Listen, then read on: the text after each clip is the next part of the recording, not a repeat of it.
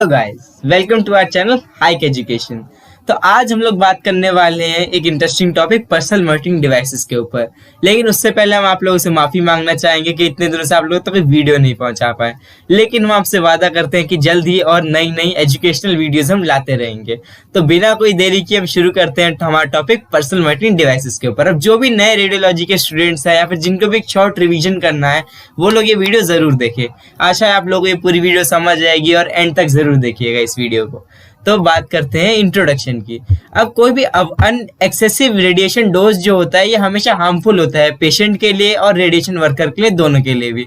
अब इसी unnecessary effective dose को मेजर करने के लिए हमने कुछ डिवाइसेस बनाए हैं, उनको हम क्या कहते हैं, पर्सनल मॉनिटरिंग डिवाइसेस। तो ये हमारी पर्सनल सेफ्टी के लिए होता है, प्लस रेगुलेटरी पर्पस के लिए होता है। रेगुलेटरी मतलब लॉग ऑफ रिकॉर्ड्स वगैरह के लिए, कितना डोज लग रहा है, कितना आज लगा, कितना कल लगा, कितना एक महीने में लगा, ये सब मेजर करने वाले पर्सनल मॉनिटरिंग डिवाइसेस। अब जो हमारे कॉमन पर्सनल मॉनिटरिंग डिवाइसेस होते हैं, जैसे हमारे हो गए टीएलडी बैच, जो सबसे कॉमन है।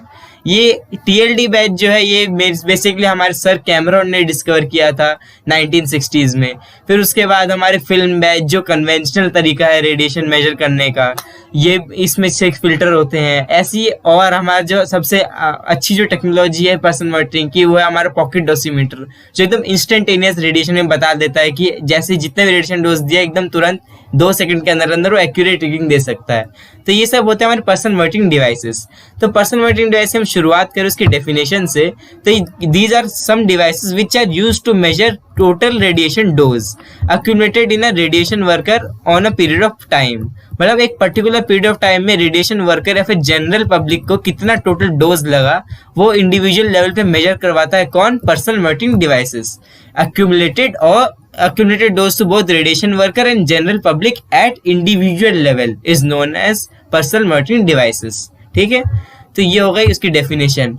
फिर उसके बाद हम बात करें पर्सनल मॉनिटरिंग डिवाइसेस की और थोड़ी चर्चा। अब जो भी ऑक्यूपेशनल ऑब्जर्व डोज होते हैं और कम्युनिकेटिव लाइफ टाइम डोज होती है, ये सब हमारे पर्सनल मॉनिटरिंग डिवाइसेस है, ये इजीली मेजर करवा सकती हैं।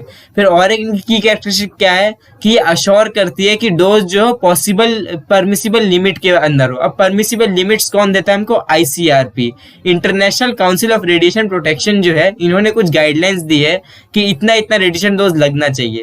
जैसे हमारी स्किन हो गई या फिर एक्सट्रीमिटीज हो गई, इनमें मैक्सिमम 500 मिली सीवर्ट तक ही हम डोज दे सकते हैं। अगर इसके ऊपर, अगर परमिसिबल डोज के ऊपर अगर चला गया डोज, तो वो इनवैलिड हो जाएगा और हमें कॉन्सिक्वेंसेस भी सफर कर सकते हैं, या फिर हम ज्यूरिडिक्शन में हमारे खिलाफ केस भी हो सकता है। तो इसका जरूर ख्याल रखें कि डोज लिमिट्स एकदम एक्यूरेट हो और कभी भी हम डोज लिमिट्स को एक्सीड ना करें। ठीक है, फिर उसके बाद इंडिविजुअल मॉनिटरिंग क्या करवाता है, ऑल्सो वेरीफाई द इफेक्टिवनेस, कि कितना इफेक्टिवली हमारे वर्क मशीन या फिर इक्विपमेंट वर्क कर रही हैं।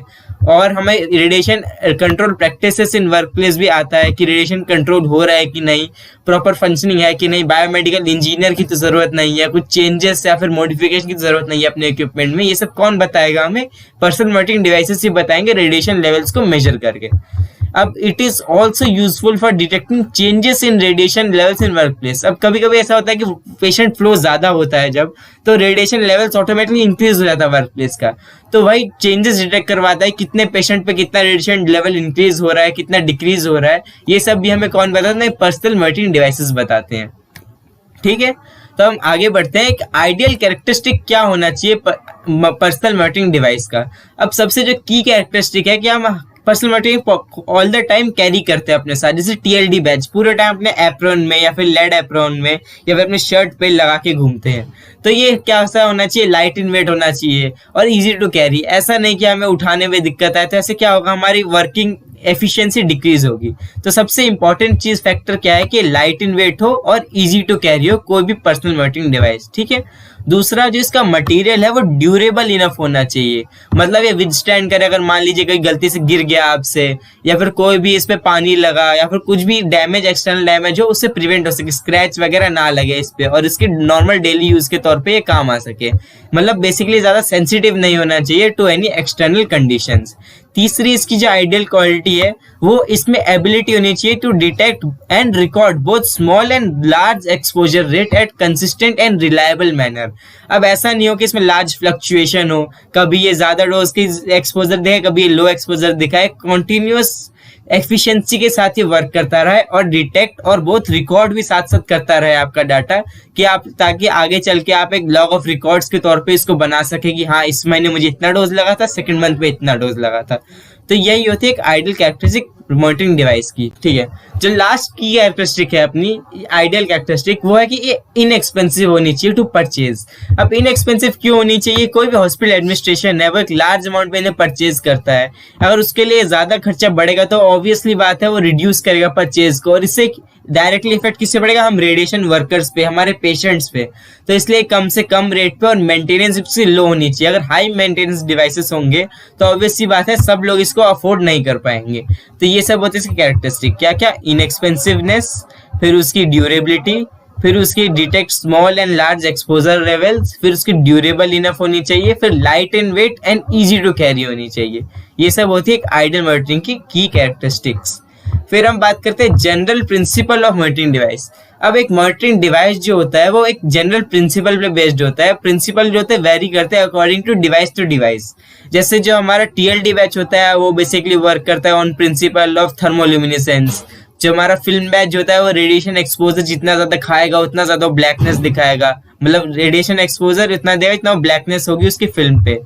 और फिर ऐसी अलग अलग जैसे OSL होता है। फिर उसके बाद अपना पॉकेट डोसीमीटर है जो GM काउंटर प्रिंसिपल पे बेस्ड होता है।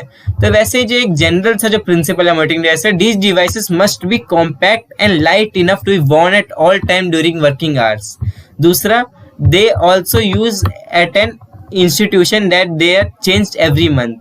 अब ये क्या होते हैं? एवरी मंथ या फिर एवरी 6 मंथ तक, मैक्सिमम इनकी लाइफ एक्सपेक्टेंसी 6 मंथ तक की। तो एवरी 6 मंथ या फिर 1 मंथ में तो वो चेंज करना ही पड़ता है। तो रेगुलरली इनके चेंजेस होने चाहिए ताकि हम एफिशिएंट रीडिंग दे पाए हमें और ऑप्टिमल हमें रिकॉर्ड्स मिल पाए और उस हिसाब से हम अपने इन डिपार्टमेंट में चेंजेस और सुधार लेकर आ पाए। ठीक है, तो ये होगा हमारे general principle of monitoring devices के। अब बात करते हैं function of personal monitoring devices. अब फंक्शन क्या होना चाहिए?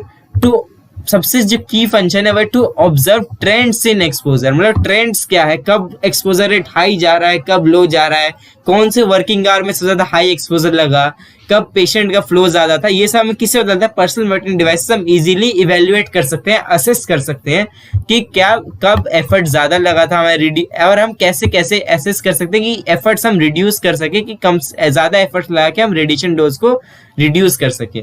और इसी हिसाब से हमें एक्सपोजर कम मिलेगा। एक्सपोजर कम मिलेगा तो हमारे जो बायोलॉजिकल इफेक्ट्स है उनके भी चांसेस कम हो जाएंगे। फिर उसके बाद बोथ जो फिल्म बैच होता है और TLD होता है ये कैपेबल होता है of using absorb dose from 1 millirad. मतलब ये 1 मिली रेड तक का भी अब्जॉर्ब डोज जो है ये इजीली हमें शो कर सकता है कि 1 मिली रेड तक का डोज लगा है तो थाउजेंड्स ऑफ रेड्स। अब ये 1 मिली रेड से लेके 1000 रेड तक की डोज दिखा सकता है। तो इतनी ज्यादा इसकी क्या है, इसके एक वेरिएबिलिटी है कि इतनी ज्यादा लैटिट्यूड है इसके एक्सपोजर को रीड करने की कैपेसिटी है इसके पास। हाँ, बट TLD जो बैच है ये एक न्यूअर टेक्नोलॉजी ऑब्वियसली बात है, तो ये ज्यादा कंसिस्टेंट होता है और ये वर्क करता है थर्मोल्यूमिनेसेंस के प्रिंसिपल पे। तो यही है हमारा पर्सनल मॉनिटरिंग डिवाइसेस के बेसिकली फंक्शंस। ठीक है, तो ये होगा इसके की फंक्शंस। ठीक, फिर उसके बाद हम बात, तो अब एक आखिरी टॉपिक जो हमारी आज की वीडियो में रह गया वो है पर्सनल मॉनिटरिंग डिवाइसेस के बारे में, कि उनके कौन से टाइप्स होते हैं और इनको कहाँ कहाँ यूज करते हैं, इनके बारे में आपको बताते हैं। सबसे पहले आता है हमारा फिल्म बैच। अभी जो फिल्म बैच होता है ये हमारा कहाँ यूज होता है? फिल्म बैच एक कन्वेंशनल टेक्नोलॉजी है।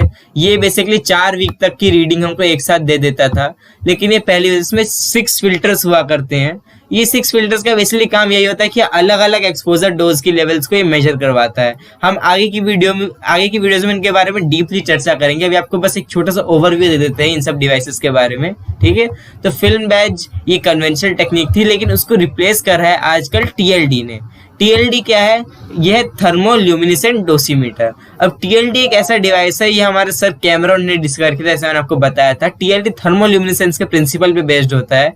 इसमें कुछ नहीं, इसमें तीन अलग अलग डिस्क विंडोज होती है, एक ओपन विंडो, परपेक्स विंडो और फिर अपनी मेटालिक विंडो।